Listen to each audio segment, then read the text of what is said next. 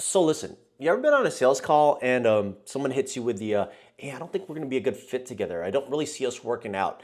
Um, the bottom line is the worst thing that you can try to do is try to convince them otherwise. What I like to do personally is I actually like to flip the script on them a little bit because 9 times out of 10, what they're actually saying is, I'm not sure if what you're offering will actually solve my problem. And if that's the case, then I tell you what, this is actually going to be a really easy fix to that. Hey there, Emmanuel here, and if we haven't met yet formally, I run this cool little part of the interwebs. I also run a cool little agency, a consulting agency specifically designed to help service providers grow and scale their business using systems. And this particular topic here, very common objection that I hear a lot. I hear a lot of the people I consult with or some of our agency clients, they often get this. And usually the way to diffuse this problem is a simple reframe. So I want to really break down what's going on here, the truth behind this objection of I'm not sure if we're the right fit. But before I get into it, just a quick reminder, with every one of these videos, there's always a cool little workbook attached. You can find the link to that workbook in the description. And also make sure you stick around till the end because I'm going to break down a cool little objection handle script that you can utilize to really diffuse this objection. But before I let you into the good stuff, a quick story. So there was a client or a prospect that I was talking to many moons ago. His name is Daniel. He has an accounting firm. And when we were chatting, this particular objection came up. You know, I'm not sure if you're the right fit. I've worked with a ton of other agencies before, or consultants and coaches before. Like, what makes you different? Now, here's the key. Instead of defending myself and trying to convince him that I am the right fit, I asked a completely different question. And that question is, what does a right fit actually look like to you? So he told me someone that understands accounting, someone that can launch campaigns really quick. I want to see some proof, some evidence that you've done this for, someone in a similar vertical. So the good news is I actually have the case studies. I showed him the proof. I showed him the roadmap. I showed him the evidence. And that was the easiest and probably quickest way to turn the I'm not sure if you're going to be a good fit to you're absolutely the right fit for this problem that I'm trying to solve. All right, now in order to help you understand what's truly going on, or at least the way I interpret what's truly going on, let's break down the iPad. Let's go through a little bit of some model making together to give you a little glimpse into the psychology of the prospect saying, I'm not sure if we're going to be, or if you're the right fit. See, at the end of the day, there's three things going on with regards to identifying fit for a prospect. The first piece is that what they're really looking for is a match in expertise. The next piece is that they're looking for a match in execution. And lastly, they're looking for a match in trust, in personality.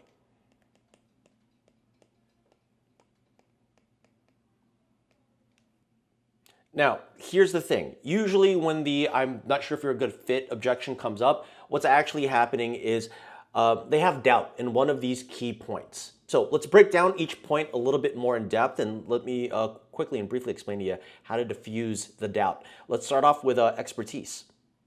So the doubt that your prospect is likely experiencing in the expertise portion of this cool little fit filter model is they really want to know if you get it. Specifically, you get the industry that they're in. So the way that we deal with this, the way that we diffuse the doubt and expertise is that we have to share industry insights.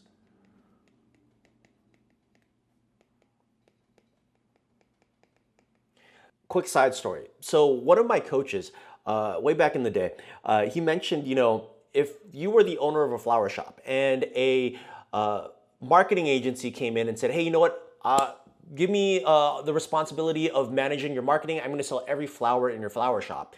And then another marketing agency came in and said, hey, you want more business? What I'm going to do is I'm going to make sure that you're going to be booked for weddings every single weekend.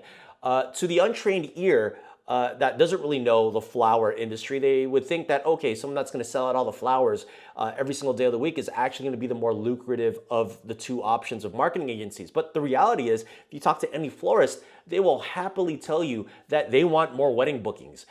They want to be able to be booked every weekend because they know that they can charge substantially more than trying to sell flowers, a dozen roses at a flower shop.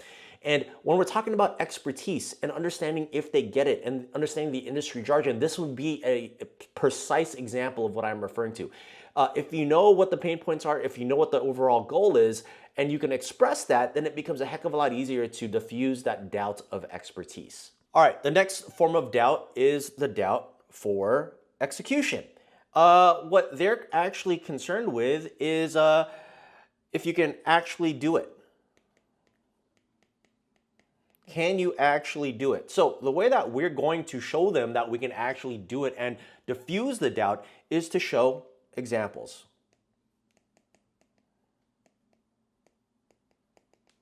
Because look, at the end of the day, if you're able to show the proof that you can actually deliver on what you said that you're going to deliver, hey, guess what?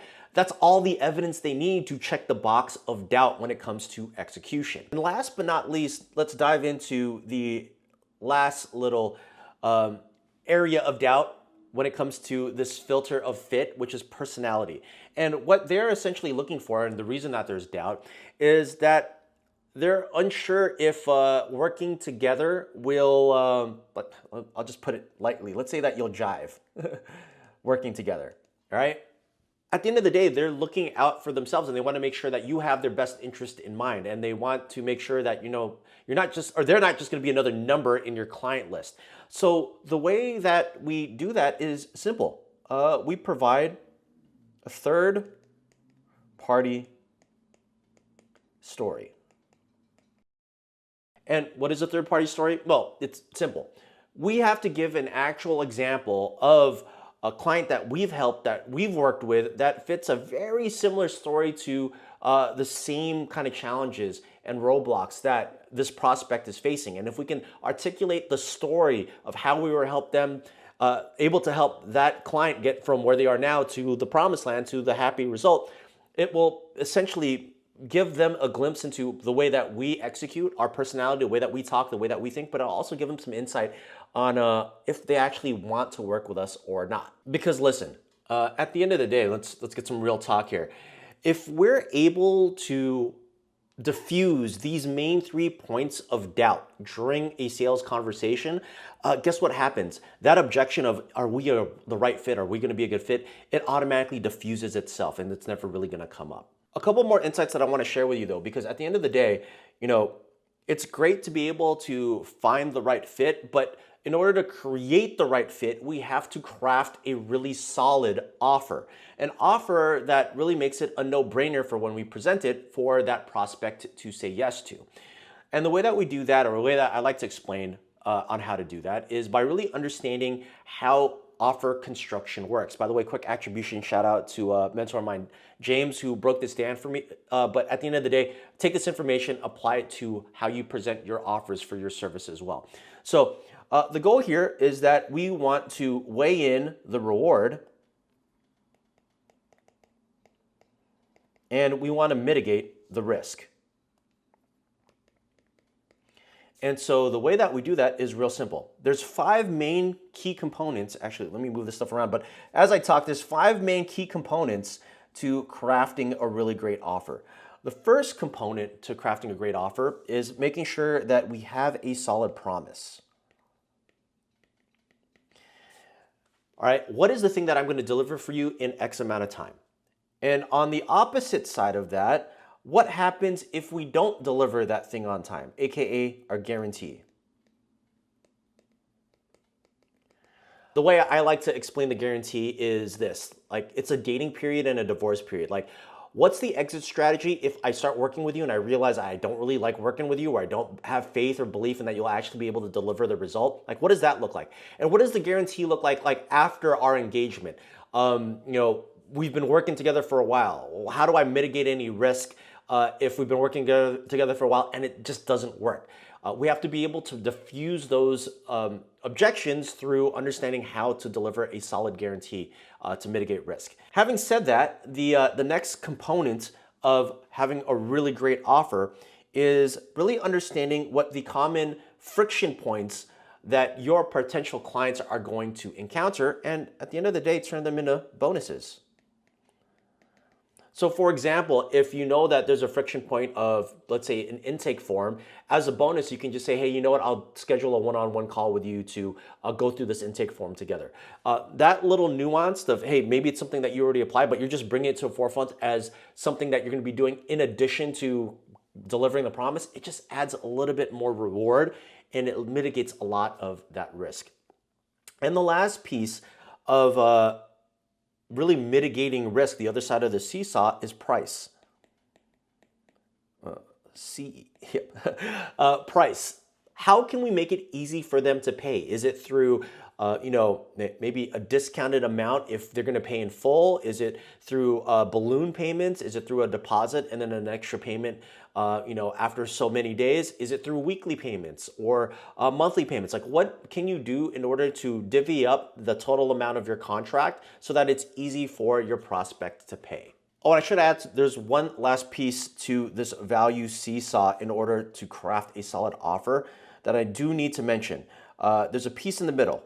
We're going to call it scarcity or urgency. At the end of the day, if you have someone on the fence, if you create some scarcity, like a limited amount of that resource available, or you create urgency, like, oh, I'm only going to be allowing X amount of people this month or in this cohort, it makes people on the fence jump off the fence and actually want to take an initiative to potentially work with you. Okay, so to quickly recap, the not a good fit objection is not actually the true objection. At the end of the day, they have doubt. And what you simply need to do is mitigate the doubt. And remember, there's 3 ways to mitigate doubt. You mitigate it through showing your expertise, through showing your execution, and through showing your personality so that you can build trust.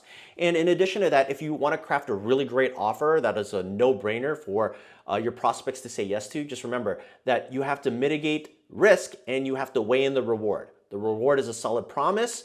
The risk mitigation is a guarantee, and you kind of just fill in the pieces in the middle. Now, having said that, I did mention that if you stick around to the end of the video, I am going to give you a really great script to be able to handle this objection if and when it does come up. And this is that script here. All right, so here's the objection. It's a little lengthy, and everything in the brackets kind of just add your own flavor to it, but let me go through it the way I would go through it.